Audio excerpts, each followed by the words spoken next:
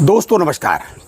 कुछ नए अपडेट्स प्राप्त हुए हैं हमारे अपने केस, हमारा आपका यानी कि बैंक पेंशनर्स का सबसे महत्वपूर्ण केस एमसी सिंगला केस के मामले में। पेंशनर का जो मामला है सबसे महत्वपूर्ण वाला भाई साहब, उसको किस तरीके से क्या क्या उसके साथ साथ हो रहा है वो मैं आपको बताने वाला हूँ।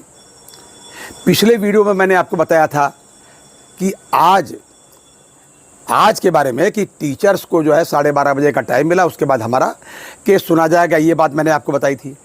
फिर उसके बाद में एडवोकेट सेवाराम साहब का मैसेज आया कि शायद ऐसा ना हो और हमारा केस जो है नेक्स्ट वीक में रेगुलर हियरिंग में चला जाएगा 13-14 में।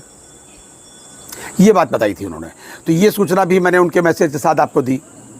और एक ताज़ा अपडेट, दोपहर तक मैं उसकी साइट भी भाई साहब चेक करता रहा।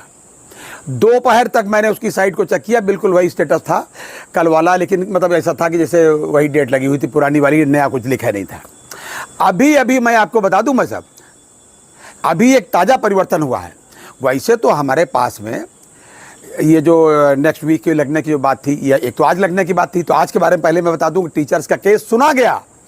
जो टीचर्स की केस की मैंने बात कही थी भाई साहब, वो केस 12:30 बजे सुना गया और अभी भी पूरा नहीं हुआ। उसमें भी एक किसी ने कुछ डॉक्यूमेंट सबमिट करने के लिए कुछ और एडजमेंट मांग लिया, तो उनको एडजमेंट भी मिला और टाइम भी मिला, उनका फिर सुना जाएगा। हो सकता है इसी महीने में सुन लिया जाए। ये उनका सुना गया, हमारा कोई बातें नहीं हुई। दूसरी बात यह है कि जो 13-14 की बात थी भाई साहब, वो भी गायब हो गई जी। एडवोकेट सेवाराम साहब ने भी ये मैसेज दिया था, और हालांकि साइट पे नहीं था, लेकिन जो हमारे एडवोकेट हैं वहाँ देख रहे हैं। मैंने ये बताया कि भाई जो एडवोकेट हैं सीधे वहाँ देख रहे हैं, हम उनसे ही गाइड हो रहे हैं, या भाई जो हमको दिख रहा है जो सीधे कार्रवाई दिख रही है, या तो हम वो देखते हैं या उनसे अपने वकील साहब से पूछते हैं, या हमारे जो कामरेड्स वहाँ रहते हैं सुप्रीम कोर्ट में। अब स्थिति ये है कि आज ताज़ा मैसेज अभी आया थोड़ी देर पहले। मैसेज का मतलब है कि सुप्रीम कोर्ट की साइट पर परिवर्तन हुआ भाई साहब। वो केस हमारा जुलाई में पहुँच गया, 22 जुलाई भाई साहब उसकी डेट लग गई। 1 जून से 12 जुलाई तक तो वैसे ही समर वेकेशन में सुप्रीम कोर्ट बंद था, यानी कि इस महीने में हमारे पास अभी 3 वीक बाकी थे। 3 वीक में हमारा केस लग सकता था, लेकिन हमारा केस नहीं लगा। ट्रैक पर होने के बावजूद ट्रैक से हट गया। क्या हो रहा है, कैसे हो रहा है, बस केवल मैं इतने समझ पा रहा हूँ कि कहीं ना कहीं हमारे मैनेजमेंट में कोई कमी है। हमारे ही मैनेजमेंट में कमी है, टीचर्स के मैनेजमेंट में नहीं। वो तो अपना काम करवा लेते हैं, क्योंकि मैंने पहले भी कहा कि वो वोट बैंक हैं और हम केवल बैंक वाले यानी केवल बैंक हैं। मुझे लगता है शायद यही बात है। ये बात मैं सरकार के लिए कह रहा हूँ, अन्य किसी के लिए नहीं। न्यायालय के लिए तो मैं कह ही नहीं सकता, मैं क्या देश का कोई भी व्यक्ति नहीं कह सकता, किसी की हैसियत नहीं, मेरी खुद की भी नहीं। न्यायालय को मैं प्रणाम करता हूँ, उनसे तो हम याचक हैं वहाँ पर। लेकिन कौन से नियम लग गए, कुछ ना कुछ नियम लगे जरूर होंगे, बस ये मैं तो यही कह सकता हूँ, क्योंकि उसी कोर्ट से हमें न्याय लेना है, उन्हीं से याचना करनी, ऊपर भगवान नीचे सुप्रीम कोर्ट। लेकिन क्या हो रहा है पेंशनर्स के बारे में भाई साहब, मैं क्या बताऊं आपको। दोपहर तक तमाम तरीके के लोगों के मैसेज थे, कभी इनका था कि उनका था कि ये हो जाएगा, 13 तारीख ये हो जाएगा, 14 को नहीं तो अगले वाले में रिजल्ट आ जाएगा, सारा हो जाएगा। हम लोग भी आसान्वित थे, ऐसा नहीं कि लोग ऐसा कह रहे थे, लोगों से विचार विमर्श हो रहा था। मैं दिन में कई बार देखता हूं सुप्रीम कोर्ट की साइट कि हमारे केस का क्या हो रहा।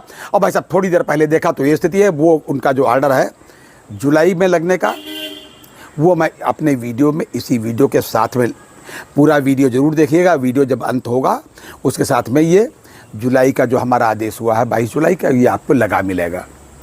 तो ये स्थिति हमारी है, हम कहाँ स्टैंड कर रहे हैं, और 22 जुलाई तक कितने साथी हमारे और छोड़ चले जाएंगे मुझे पता नहीं।